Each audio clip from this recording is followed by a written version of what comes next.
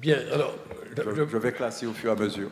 Je veux d'abord remercier publiquement le président d'avoir accepté qu'on organise un débat sur cette question, plutôt que de se limiter à 2 minutes chacun. En tout cas, il y a des porte-paroles dans chaque groupe qui vont, j'espère, participer au débat, parce que ça me paraît, cette question, comme une question fondamentale. Nous avons actuellement du recul. Alors c'est vrai, lorsque on a fait la fusion des deux assemblées, dès 2016, comme il fallait une continuité, ce qui s'est passé lorsqu'on a créé la CTM 2016, on a récupéré les dispositifs que faisait l'ancien Conseil général et ceux qu'avait mis en place le Conseil régional au cours des années, on les a récupérés tous et il y a eu des délibérations votées en 2016 pour les reconduire. Mais avec la promesse de dire qu'il faut les analyser parce que nous avons maintenant du recul pour les modifier. Il faut reconnaître qu'il y a eu des tentatives, des réunions pour essayer de les adapter, de les modifier, et en particulier fusionner les dispositifs, on n'est pas arrivé. Le temps n'a pas suffi. Maintenant, c'est pour cela que, dès la mise en place de cette nouvelle mandature, et comme j'ai eu le privilège de représenter notre groupe au sein de la commission d'aide aux étudiants, je n'ai cessé de dire qu'il fallait qu'on fasse un travail de réflexion pour pouvoir améliorer la situation parce qu'on avait un certain recul et on pouvait se rendre compte des faiblesses du dispositif qui existait. Il a fallu beaucoup de travail, donc il faut féliciter les services qui ont travaillé et ils nous ont sorti ce fameux projet de règlement. Alors le premier point positif, c'est qu'on arrivait à fusionner. Il n'y a pas une commission d'un côté qui attribue les aides pour les étudiants qui font des études en général, une autre qui s'occupe des bourses sanitaires et sociales, et puis une autre qui s'occupe de la commission des bourses culturelles. C'est le point positif d'abord de cela. On rassemble tout. On crée une seule commission d'aide aux étudiants et aux apprenants, puisque c'est le terme qui est ajouté. Donc je voulais noter ce point positif. Deuxième point positif, parce que nous avons vu les limites de ce qui était en place, c'est qu'on va accompagner les étudiants plus longtemps, 5 ans. Alors, pour ceux qui sont dans le système qu'on appelle LMD, je crois licence, master, doctorat, c'est bon, ils arrivent au master 5 ans. Et quand ils passent dans le doctorat, pour ceux qui font le doctorat, il y a un dispositif d'aide de bout doctoral qui prendra le relais. Donc, ça correspond à ce que nous souhaitions. On accepte de remonter les plafonds, on accepte de supprimer la décrisivité, ça me paraît tout ça positif, c'est ce que nous souhaitions.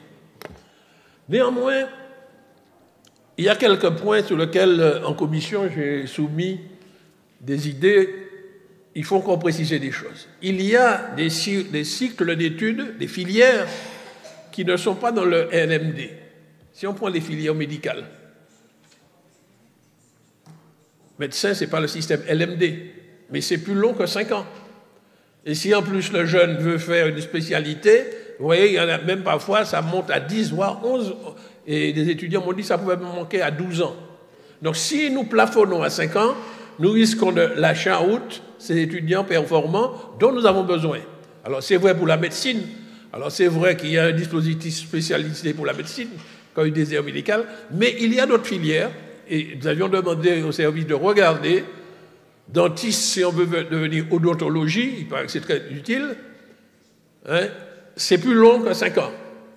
Et puis il doit en avoir d'autres encore. Donc nous avions demandé qu'on fasse un inventaire et qu'un principe qui est inscrit dans le règlement qui dit que la CTM va accompagner les étudiants martiniquais dans leur cursus d'études, il faut que lorsqu'on se rend compte que le cursus est plus long que 5 ans, qu'on puisse aller un peu plus loin que les 5 ans. C'est-à-dire de prévoir ça dans le texte pour qu'on ne soit pas obligé de faire ce que nous faisons actuellement, où c'est la commission d'aide aux étudiants qui dit, bon, est-ce qu'on fait une dérogation ou pas, etc. Le système, toujours, on fait des décorations coup par coup, peut arriver à mener des injustices. Tandis que si c'est écrit dans le texte, c'est clair, lorsqu'on a des cycles qui sont plus longs que 5 ans, on sait qu'on peut y aller un peu plus loin. Voilà donc le premier petit amendement que nous avons proposé. il y a un autre point, qui est une aide nouvelle que l'on souhaite créer. Nous avions beaucoup réfléchi sur ça sous l'ancienne mandature. C'est la question de formation à distance. L'Internet permet de faire des formations à distance.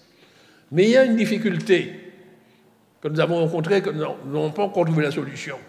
Nous avons demandé au service de réfléchir beaucoup.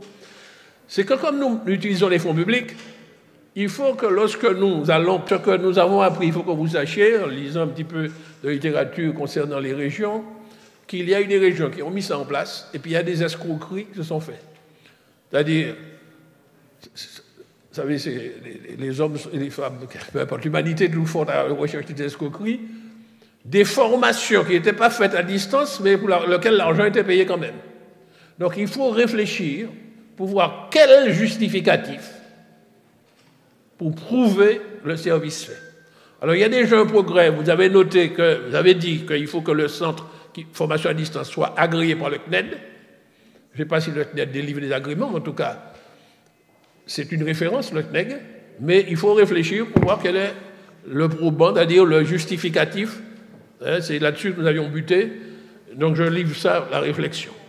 Et puis, il y a une proposition que nous avons faite, mais l'information, je comprends, est remontée déjà au niveau de la rapporteure. Je ne sais pas s'il faut dire rapporteuse ou rapporteur. Je sais que les Canadiens préfèrent rapporteur. Non, tout à l'heure, j'ai entendu le président de l'Assemblée parler de rapporteuse. Alors, je préfère rapporteur. Rapporteuse, c'est un petit peu une connotation péjorative. Donc, je disais qu'effectivement, vous aviez refermé. Bon, vous dites qu'il y a un petit loupé. C'était pour la démocratie. Disons qu'il faut qu'il y ait des membres de l'Assemblée désignés à la proportionnelle, comme ce qui a été mis dans notre règlement. Donc ça a été fait là, appliqué, puisque c'est pourquoi j'y suis. Et puis j'ai vu que ça a sauté, puisque vous n'aviez mis que des présidents de commission, et les présidents de commission retenus sont tous de la majorité. Donc ça devenait un petit peu monocolore. Donc si vous réintroduisez les représentants de l'Assemblée à la proportionnelle, la seule chose, d'après ce que j'ai compris, puisque ce n'est pas dans le texte, vous l'avez dit oralement, je n'ai pas très bien compris, pourquoi les représentants de l'Assemblée seraient choisis par le président du Conseil exécutif. C'est pas ça.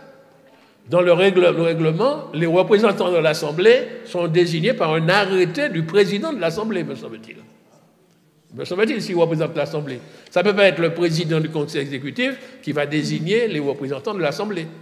Donc je pense qu'il y a une correction à apporter là. Je n'ai pas vu le texte, parce que vous l'avez dit que en tout cas, nous comptions le proposer en amendement, mais si c'est déjà acté, la seule chose que je souhaiterais, que ça puisse se faire à la proportionnelle des groupes.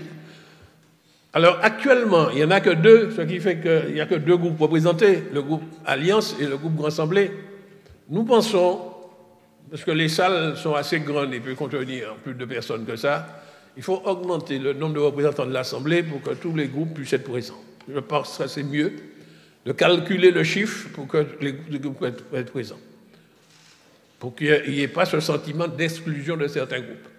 Maintenant, leur place est là, ils viennent ou ils ne viennent pas. Mais en tout cas, je pense pour une question comme l'aide aux étudiants, qui intéresse tout le monde, qui peut être transcourant, si vous voulez, parce que tous nous voulons former nos cadres. Il y a un point positif, et je vais conclure là, sur lequel je vais insister, parce que c'est un point qu'on n'a pas toujours bien vérifié, pour les bourses doctorales, c'est des bourses de recherche. C'est de manière volontariste que les élus de la région avaient créé cela, puisque l'enseignement supérieur, en général, c'était le ministère français qui s'occupait des bourses. Et on a vu qu'il donnait très peu. Les bourses doctorales, à l'origine, il y a un sujet de la recherche. Et il y a un critère qui a été repris, c'est marqué renforcer, c'est bien, l'intérêt territorial de la recherche. Alors, c'est mis dans le texte, je voulais le signaler parce que nous n'avons cessé de réclamer ça. Et j'ai vu qu'il y a quelque chose qui est noté, qui avait disparu, qu'il faut remettre en service, c'est qu'on soit assisté par des experts martiniquais, des experts qui vont nous donner leur avis sur les intérêts. Parce que les élus ne sont peut-être pas toujours capables de voir si telle ou telle recherche présente de l'intérêt pour la Martinique. Mais nous pouvons avoir des universitaires, des personnalités qualifiées que nous pouvons consulter à titre consultatif, si vous voulez, donc qui donnent un avis en fonction de leurs expertises pour qu'ils nous confirment est-ce que tel sujet, ça mérite que nous investissions de l'argent, tel sujet de recherche. Voilà le point que je voulais ajouter. Mais je dois dire, enfin, ça arrive, et je pense que nous allons pouvoir le mettre en place. Et surtout, que ce règlement, nous prenions les dispositions pour que toutes les familles et tous les futurs étudiants puissent y avoir accès, pour qu'ils puissent connaître ce auquel ils ont droit, parce que nous nous sommes rendus compte qu'il y avait beaucoup qui avaient droit à quelque chose, mais ils ne le demandaient pas parce qu'ils ne savaient pas ça. Donc la communication là-dessus aussi, c'est très important. Merci.